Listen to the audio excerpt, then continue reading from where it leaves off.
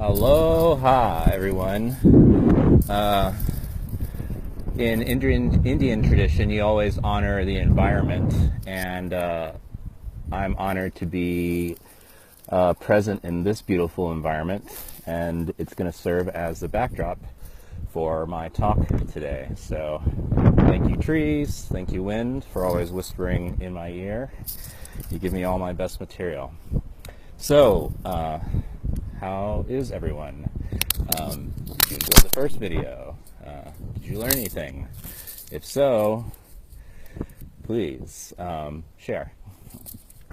I want to show you all this today. It was given to me by my best friend's little sister, Sandy, who wrote, keep the dream alive, don't stop writing.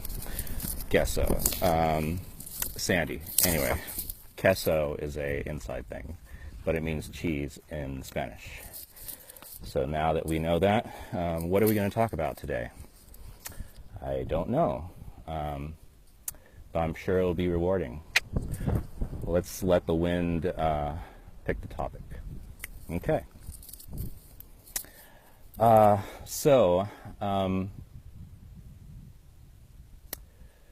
There are 5 elements that you might say make up the world. There's the ether, out of which is space, in which this little Earth floats, and then below that, or downwind of that, no pun intended, is air. The next element then is fire. And then the next element after that is water, and then earth. So you could say that life is a precipitation of the 5 elements out of the ether, concentrated in terms of the density of each of those elements. So ether, space, air, our atmosphere, fire, because of the lightning, the electricity that is charged through the pressures in the atmosphere, because tensions are the very source of energy. So competitions are needed, but not in terms of enemies, but in terms of the recognition of another human being on the other side of the net. You can address something as an it and feel your impersonality towards that object.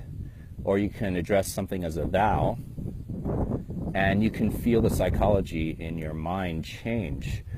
The Indians, for example, addressed all of life as a thou. They recognized that they did not have dominion over animals, but that their life was dependent upon the animals.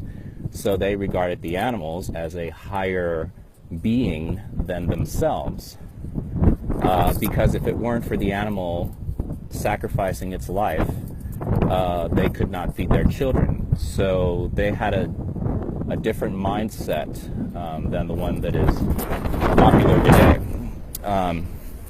The winds are really blowing. I'm getting to it. Jeez. So what else can we talk about? Well, now that I have my trusty book with me, I hope all of this is coming through. Why wouldn't it be? Life is always working for you, never against you. And as I say that, that is, I think, a good place to start is Om, which is the sound of the universe in a symbolic form. Om is what's known as the 4-element sound. A, U, M, and then the 4th element, which I'll reveal shortly. So A starts at the back of the throat, and when it takes that long to find your notes, just go for it.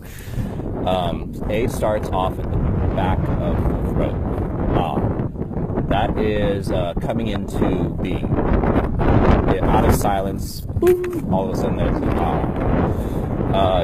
that represents waking consciousness, the consciousness of what we see here, and our relationship to each other,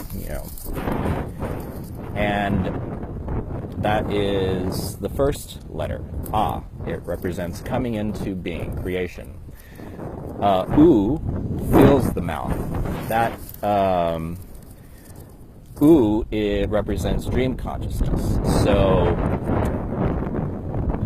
you, as you experience a dream, and you think that you are separate from your dream, and yet it is an aspect of which your consciousness is unaware that is generating the dream. So you and your dream are one, just as you and your God are one, and your God isn't my God. So don't try and push me. So that's the second sound element. Is the closing of the mouth. So it's essentially the hero's journey: departure, fulfillment, and return. Hello. Oh, of course she does. Hey, I'm on TV. How are y'all today? Have a good day. Thank you. You never know what life's gonna send your way. What a beautiful guest. So see, we have guests on this show in all forms. So the wind is egging me on. So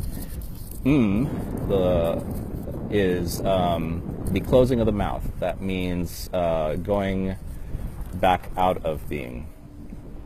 And when you have, I'll get back to because I know there's more to it, but I will get back to that. But when you pronounce this properly, all the vowel sounds are pronounced. Om, and consonants are simply regarded as interruptions of Om, just as all images are fragments of the one image, out of which all things are just reflections. Wow, look at the clouds reflecting on the mountains there. I mean, there's some, and this space that I'm in, I mean, not a bad day at the office. And you know, the outfit, I don't know.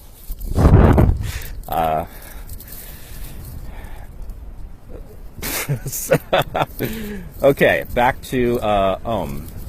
So what is the fourth element of Om? There's the Ah, U, and there's the silence, out of which Om comes and back into which it goes. And so our lives are the Ah, U, but there is a silence out of which we operate. And the subtitle of my book is A Hero's Inward Journey. And it suggests that when you take a journey inward, you discover what your life's, you could say, purpose or potential is. Now, it can be said that life may or may not have a purpose, because how can it have a single purposes when look at all the different purposes all over the lot? But you could say that each incarnation has a potential within it. And going inward, what does that mean to go inward? Well, in Kundalini Yoga, the Kundalini represents a series of chakras, which also means wheels, that are metaphorical symbols of the energies operating in us.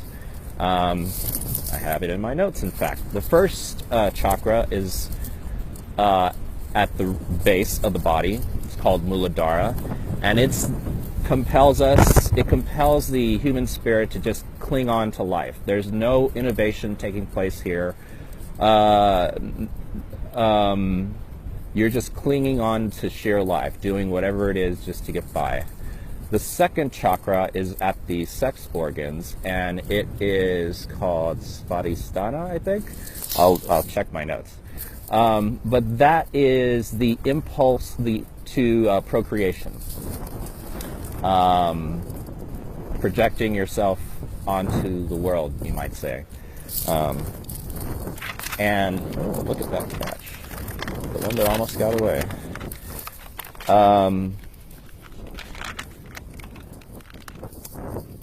And then the third chakra is the smashing and trashing and conquering of others. And these three chakras are centered in, or located in the pelvic basin. And they represent our connection to the animal world, our impulsive animal nature that we share with the animal kingdom. And I will make corrections on these on another video. Let's just do like we do in theater, and the show must go on. So, thanks for hanging on with me.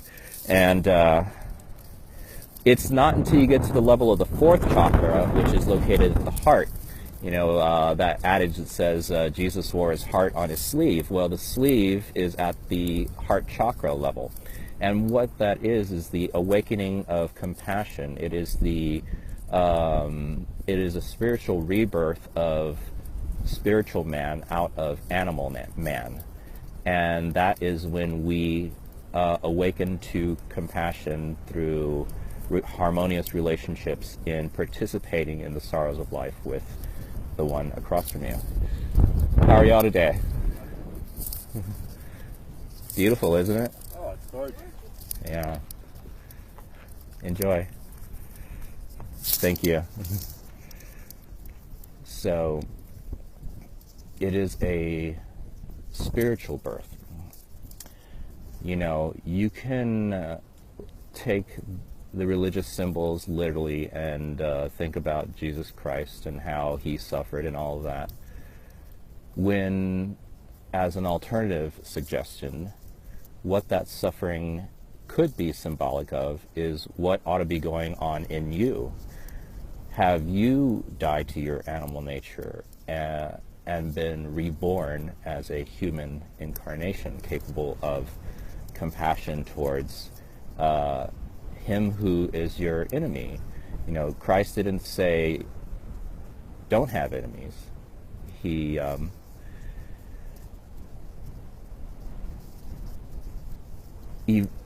promoted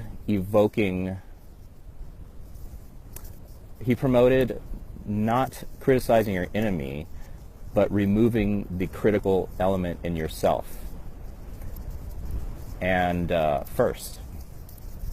And that's something that I apply in my own life. The moment I have a reaction, which is not prompted by an intelligent response, but rather just a animal gut reaction about somebody, whether it's in the form of a judgment or whatnot, I think, okay,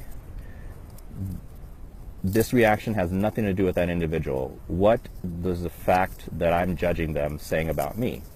And that is the whole practice of Kundalini Yoga, is you take these energies that are projected outward and you turn them back in on yourself. So my relationships, when I was primarily motivated by sex, were very tumultuous because they were not in terms of compassion. They were, you know, based in temporary lust. Especially if you have a different mindset than the person you're in a relationship with, or whatever that may be, things are turbulent. But that is nature. That's what creates the winds, is cold air and hot air coming together, and you have weather. Again, tensions are the very source of energies. So what are we doing with those energies? And I know that knowing how valuable a life is, my exes, you know, were really a timeline of my own neuroses. And because life is so valuable, I'm honored that each of them shared a portion of it with me to help me grow, and that's something that I am eternally grateful for, and I honor them by honoring the things that they have given and shown me, in particular how to be a decent human being. So I think I'm going to cut this one short. We're at the 15-minute marker. How about that? Everything always works out. Because vague and nebulous is the beginning of all things. Look, it looks like I have a tree growing on my head. Or, like, I don't know, it's a cool shot. Anyway, one last thought is on religion, which is the root from the root religio, meaning linking back. And it's linking our phenomenal physical self to a transcendent source out of which everything comes, back into which it goes. Well, how do you do that? Well, science has done that for us because, and Neil Tyson deGrasse, he's a physicist, said it poignantly, and I want to share what he said, that there are 5 elements that are the building blocks of the universe: hydrogen, nitrogen, oxygen, helium, and carbon. Those same elements in the human body, in that exact same order, that comprise the human body are hydrogen, carbon, oxygen, nitrogen, and helium is an inert gas. So you can't die from it unless you just breathe straight helium. And then you'll sound hilarious on your way out. So anyway, that is how you religio, link this body to the universe. And when you recognize that there's a universe inside of us, the microcosm, which has communities, which has their own language, own mathematics, are animating this macrocosm of which the world in which we all interact with one another. And then there's the mesocosm. This is the mesocosm between the inner body and our outer world. And then there's the macrocosm, of which the universe is our home, in which this little planet spins. So I won't take up any more of your time, but hope that I've given you some time in eternity today. So thank you for sharing another day with me. I hope it's beautiful for all of you. It's a pleasure having all of you here. Keep it real for whatever way that means for you. Nobody is you, and that is your power. So love and aloha, and shoots, as we say in Hawaii. Later.